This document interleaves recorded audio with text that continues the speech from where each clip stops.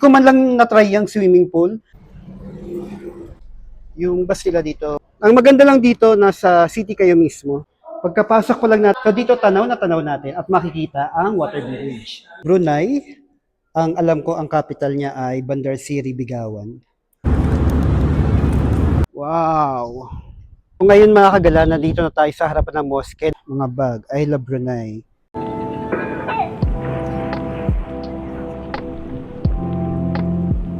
Hello mga kagala, maligayang pagbabalik sa aking channel at sa video na ito. Napakabilis ng araw natin at ngayon nga ay magche-check out na tayo. Nalulungkot ako kasi nga bitin dahil ilang araw lang tayo dito at kailangan natin bumalik sa real world. So nagpa-schedule na ako mga kagala, magpapahatid tayo sa airport kasi nga kasama yun sa binayaran natin. Kaya dito ako nag-stay sa hotel na to. Samahan niyo ako sa aking huling adventure dito sa Brunei. Ipupuntahan natin yung airport, iikutin natin ito, titignan natin yung Jollibee, try natin kumain doon, and then titignan natin yung mosque na very familiar, na lagi nating nakikita sa mga video. At syempre, hindi natin kakalimutan na mag-walking tour sa may airport. So tara mga kagala at mag-check out na tayo. Ay, mamimiss ko to, yung view natin na yan, oh. Tapos mayroong swimming pool. Hindi ko man lang na-try yung swimming pool, kasi dapat kanina, kaso inaantok pa ako. As ito yung hotel ko, sa mga hindi pa nakapanood. Ito, naka-double bed tayo. Kasi ang request ko originally, single bed. Kaya lang hindi daw available. Thank you, Badaya Hotel. Sobrang nag-enjoy ako. Dahil 12 p.m. pa lang ngayon mga kagala at nagpa-arrange ako ng airport transfer ng 4 p.m. Gagana muna tayo ulit. So, samahan nyo ako kasi ituturo ko sa inyo, pwedeng mag-bus dito at ang bayad ay $1. So, pakita ko sa inyo, yung puti na yan, dyan yung hotel, yung Badaya Hotel. And then tumawid tayo dito. And then dito tayo mag-aabang ng bus.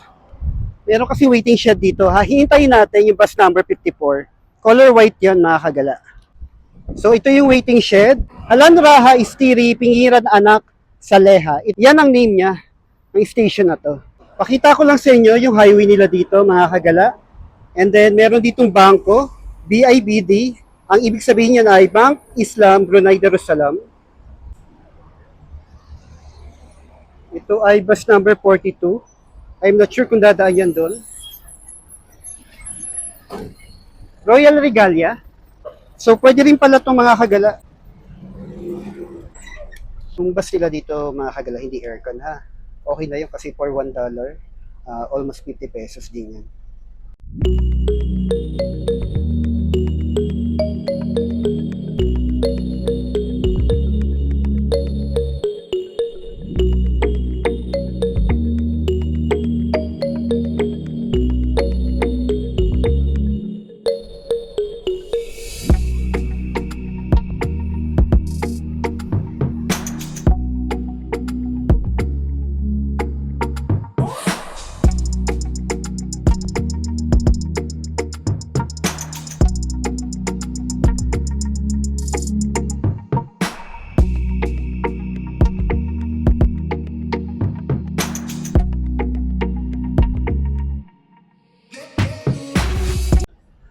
So, dito humihinto yung mga bus, mga kagala. Pero kahapon, pagkahinto dyan, di muna ako bumaba.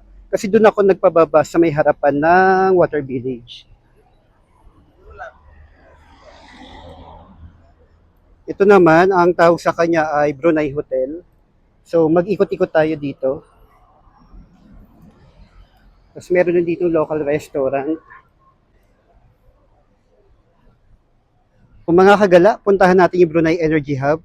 According dito sa direction, 5 minutes lang mula dito. Ito yung paligid niya. Pansin nyo ba, napakalinis ng kalsada nila dito at walang makalat. Ang time ngayon ay 12:35 p.m. kaya wala masyadong tao.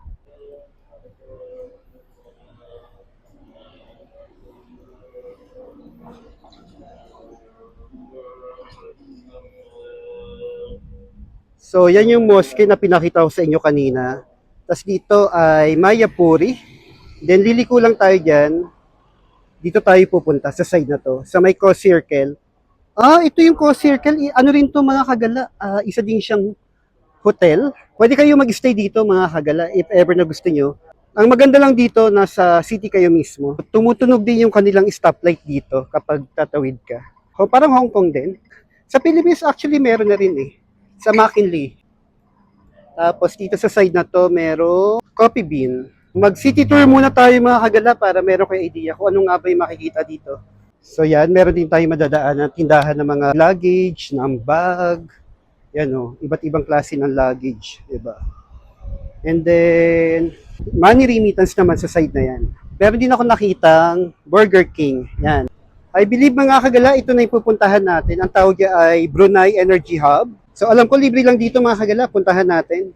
Kung gusto niyo pumunta ng Water Village at nagbus kayo, dito kayo bababa. Yan. So kahapon dito tayo binaba. Kaya naman tayo napunta dito ngayon. Kasi harapan ng Energy Hub, walang tawiran. So lumakad pa tayo dito. Tapos yung nasa likuran natin, night market yan. Tapos yung pinakaharap niyan ay ang tinatawag na Water Village. Diyan tayo nang galing kanina sa may Pizza Hut. At doon tayo tumawid. And then, puntahan natin itong Energy Hub. Very interesting din puntahan to mga kagala kasi makikita natin kung bakit ba mayaman ang Brunei. So tara at pumasok tayo.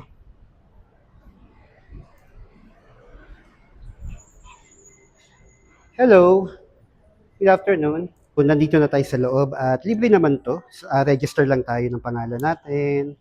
Tapos kung anong country. Tapos kung ilan tayo. And then signature. Thank you so much. Ito tayo mag-i-start. Ito. So, tignan natin kung bakit nga ba yumaman ang Brunei. So dito, maganda nga makikita natin, yung Brunei Darussalam has a rich history. Mula dito, ang ganda oh. Pagkapasok pa lang natin mga kagala, merong nakasulat na Welcome to Bandar Brunei. Yan yan. Ang ganda. Meron ditong palabas na English na yung translation niya. Maganda, merong upuan. Napakita dito kung paano nila na-discover yung oil. Oh, the discovery. Dito naman tayo. So ito yung history of oil and gas ng Brunei Darussalam.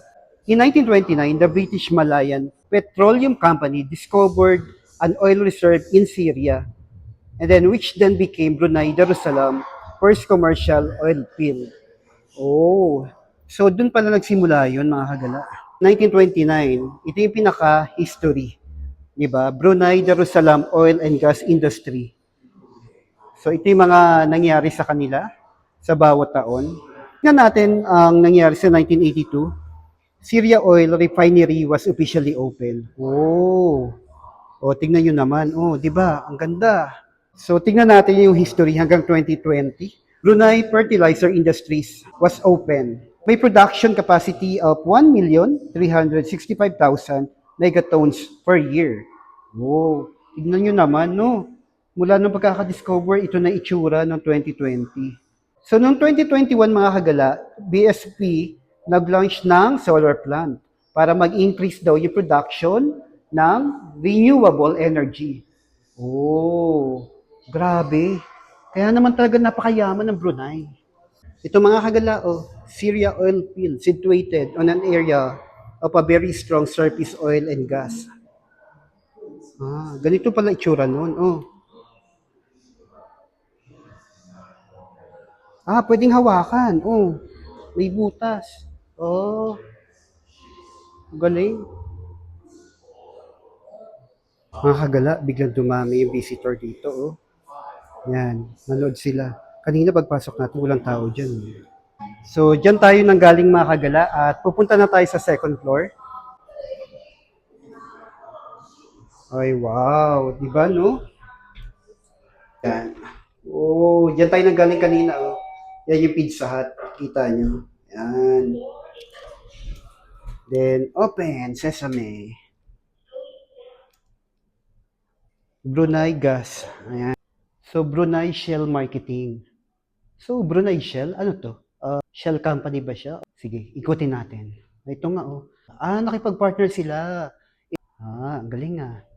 Oh, ang mahal na Sultan, Haji Hanassal Bolkiah, were present with a population of less than half a million. Brunei Darussalam in Asia, least populated country. O, totoo naman, tapos napakayaman pa nila. Despite this, Brunei Darussalam has seen a positive economic growth. Sana all, di ba? O yan. O. Ah, ito yung itsura. So ano to? Pag-aralan natin. English. Can you fix the drilling rig? Start button. Okay, let's go. Sabi niya, some parts seem to be faulty. Let's get started. Fix it. Okay, sige lang. Para mag-increase daw yung pressure. Hydrolastic pressure. Ay, hindi ko siya mabuo. Paano ba to? Nakakabobo. O sige, sa'yo na yung gas mo. Skip na tayo. Hindi ko siya nabuo. 25 minutes remaining. Ayan, 90 na lang. One another. O, continuously. Pero walang naman nangyayari.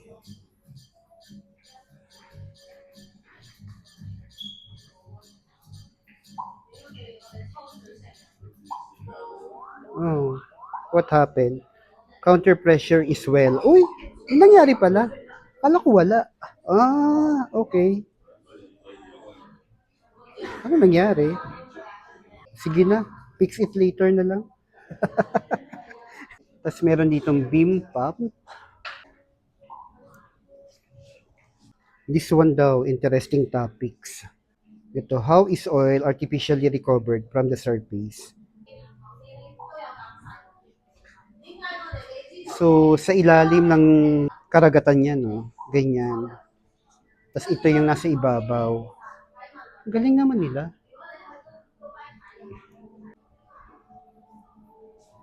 So, dito merong wheel of energy. Did you know that many of our everyday products are made of oil and natural gas? Spin the wheel of the energy and learn more about them. Sige. Try natin. Turn the wheel, learn more. Ah, galing dito. Hindi lang siya basta museum. May mga pwede kang gawin. Di ba? So, propane cylinder. Tapos meron pa nito, oh. 'Di ba yung mga M-gas? Mga gusto magpagasolina, mura lang po dito, oh. So ano po bang lalagay po natin? Diesel po ba? Okay. Sige, lagay na natin. The people behind. Powering our nation's future. Oh, sila yun. 'Di ba? Galing. Di ba kahapon galing tayo ng Water Village? So, meron doon mga water taxi. Yung isang barrel daw ng oil is able to completely fill the fuel tanks of 3 water taxis in Kampong Ayer. Yung lugar ng Water Village, ang tawag doon ay Kampong Ayer. Oil, tas LPG naman, power generation.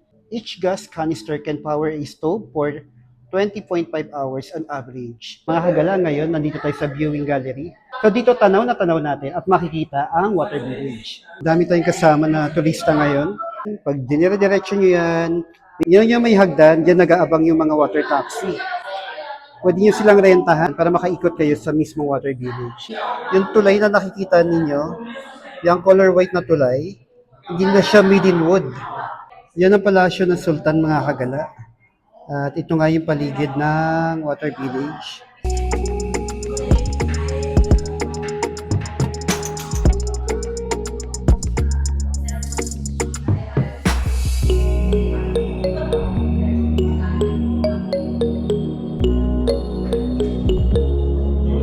Mga kagala, akala ko yun na yun. Meron pa pala dito.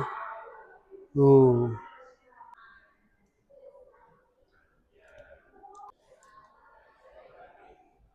Ang Sultan ng Brunei. Brunei, ang alam ko ang capital niya ay Bandar Seri Begawan.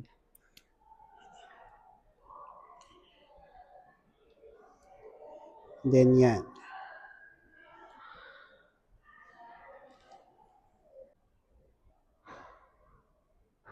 So try natin ito, mga kagala. Oh. Next.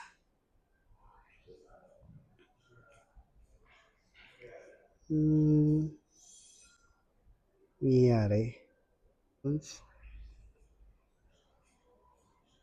So yan, tapos na tayo dito, mga kagala, at hopefully madami kayo natutunan. Parang ako. Tapos mga kagala, yan, no, Gongcha. Madami silang gonsya dito, napapansin ko sa mga mall. So, tingnan natin kung ano yung mga tindahan na meron sila dito. Yan, may mga tindahan ng gold. And then dito, ito naman, I'm not sure kung totoong gold yan. Tindahan ng damit, bag, tapos mga sapatos, laruan. Ito rin tindahan ng gold. So, nagtanong ako dito mga 22 carats yung gold nila. Pero sa loob ng mall yan, mga kagala. Ito naman tindahan ng sapatos. Yan.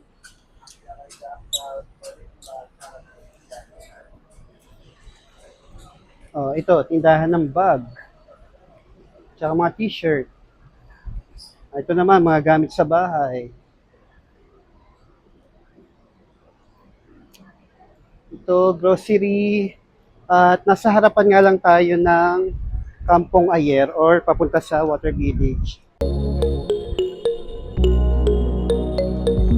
Ngayon mga kagala, nakabalik na tayo ng hotel. Kung saan ako binaba kanina, ang ginawa ko, doon din ako nag-abang ng bus pabalik dito sa hotel. And then, sakto naman, originally, ang time na pick up ko dito, 4 o'clock. So, paalis na din si Kuya, may susunduin sa airport. Sinabi ko kung pwede na ako sumabay. So, yun, mas mapapaagat pa tayo. Mas gusto ko na lang mag-stay sa airport.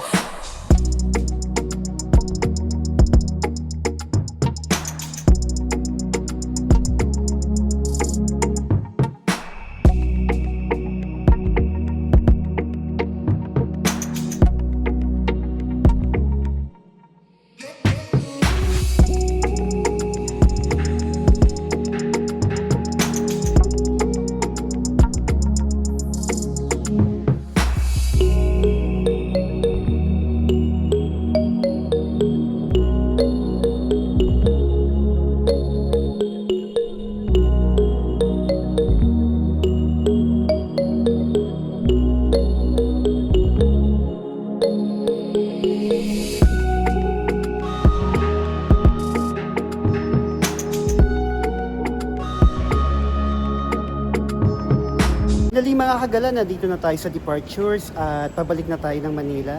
Pero mamaya pa yung flight natin. Ang gagawin natin ngayon, itutour ko kayo kung ano nga ba yung pwede pang makita dito sa Brunei International Airport. So, andun yung mosque at meron Jollibee sa ilalim. So tara at puntahan natin yun. Dahil nga gabi tayo dumating dito mga kagala, so ngayon ipapakita ko sa inyo. Ito yung itsura sa may arrival.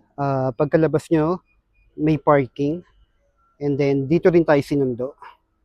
And then sa side na yan, dyan yung taxi in case na wala kayong airport transfer. Alam ko naka-fixed rate naman yan kung sa kayo pupuntang hotel. Ganito pala itsura ng taxi nila dito mga kagala. Oh. May nakalagay yan, taxi. Diba? Yung taxi nila, ang gaganda. Oh. So pakita ko lang sa inyo, doon tayo galing kanina sa may departure area. At makikita nyo, ang daming plug ng Brunei. Nasa likuran natin mga kagala, yan ang arrival area. Tara at ating pasyalan yung mosque dito sa may airport. So dito merong Brunei Tourist Map. Pagkalabas nyo ng arrival area, nandito kaagad ang Jollibee. Yan, dahil gabi nga tayo dumating, sarado na siya. And then puntahan natin dito sa kabilang side, ang isang mosque. Yan, mula dito, di ba? Ang ganda. Wow!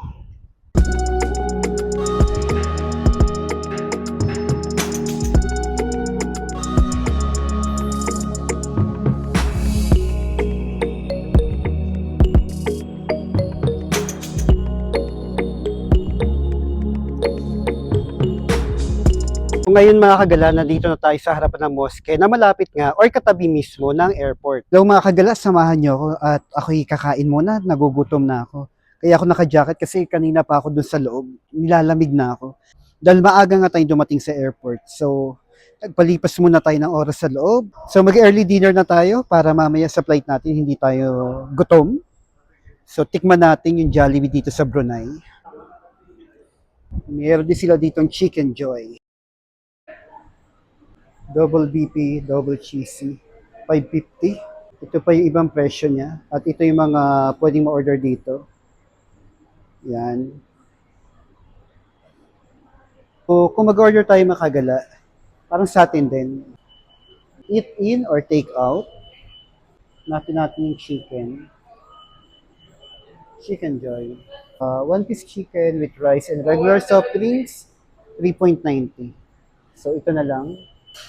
Kung spicy, dito lang tayo. Then sa drinks naman, pwede large, pwede ka mag-add. Pero ako, ano ba? Ano bang option natin? Oh, may bottled mineral water. Pwede ba walang drinks? Sige na nga, large Pepsi tayo. Then modify. No add-on. Then confirm choices. So total bill natin 450. Confirm order, then check out. Pay at the counter. Lumabas na yung ating receipt. Sir, would you like to try our new burger? No, that's okay. Sorry, balloon, $5.60. Alright, thank you. Ito yung itsura ng Jollibee dito sa Brunei. Ang ganda ng pagkakagawa nitong ceiling, oh. Very spacious siya. Hindi ganun kadami yung tao. At meron pa silang pa-garden. Napansin niyo ba yung ilaw? Ang ganda ng design. Dumating na yung order natin mga kagala. Grabe, una napansin ko dito, maliwalas at ang ganda ng ilaw. So, gusto ko yung ganyan. Parang artistahin tayo niyan. So, tikman natin kung yung rice dito sa Jollibee, tulad doon sa mga kinakainan natin na malasa. Hindi. Iba yung kinakainan sa natin sa restaurant. Mas masarap yung kanin. Crunchy ng chicken, ha?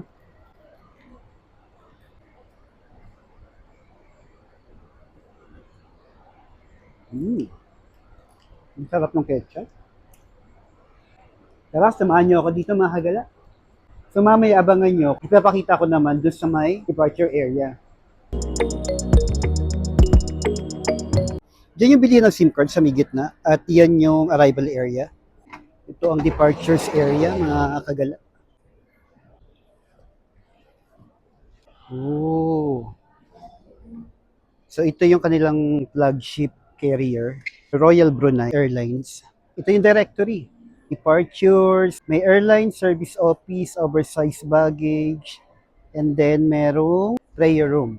Kung kailangan yung magpapalit ng money, ayan, meron din. So, tignan natin dito.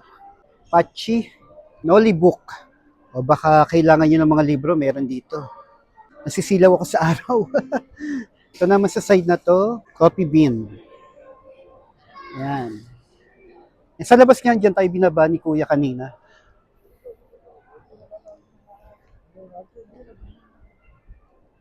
Business class ng Royal Brunei Airlines. May waiting area din dito. Gusto ko na pumasok sa loob mga kagala para makapahinga tayo.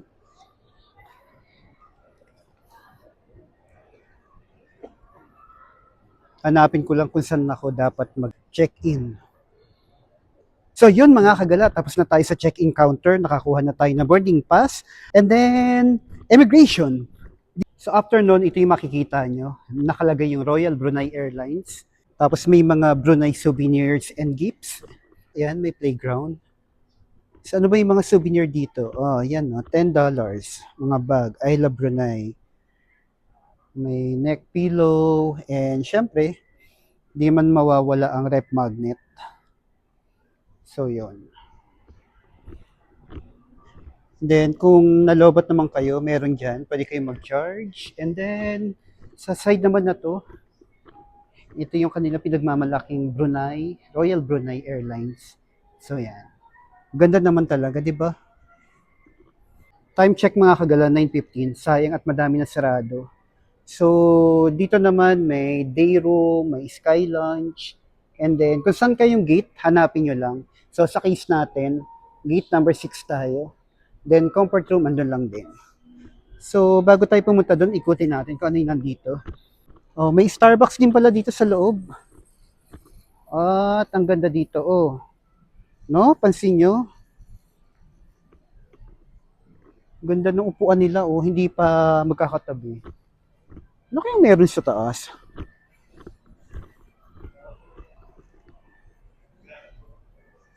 Business class. Lounge para doon sa mga business class. Sayang naman at sarado na, hindi natin ma-explore to. Pero dito, yung coffee bean, naka-open pa rin siya. Uy, tignan natin dito kung anong meron. So, money changer, pero sarado na din. Mga perfumes and cosmetic, wala na, close na rin. Ito, mga pampasalubong. So, pumunta na tayo sa gate 6 at baka maiwanan pa tayo. Although 11 pa naman yung flight natin, maninigurado lang. And then dito, merong vending machine. So, gate 6, dito pala. Yan o, mga mga pasalubong. Tapos kung gusto niyo bumili ng pasalubong dito mga kagala, meron din. Katulad dito, Cadbury milk chocolate for 4.90. Then, depende na lang kung ano sa inyo. Madami dito. Tapos ito, mga peanut, corny, ganyan. Then dito, bake shop and cafe. And then kung gusto niyo matulog, ito. Ay, ang ganda, oh. Tapos pwede ka pa mag-charge. Oh. Nice. Kung maaga-aga lang ako makagala, natulog ako doon. Yan kasi ayaw ko papasukin kanina. Diba? Tingnan nyo naman yung waiting area. No, napaka-presentable. Oh. Maluwag.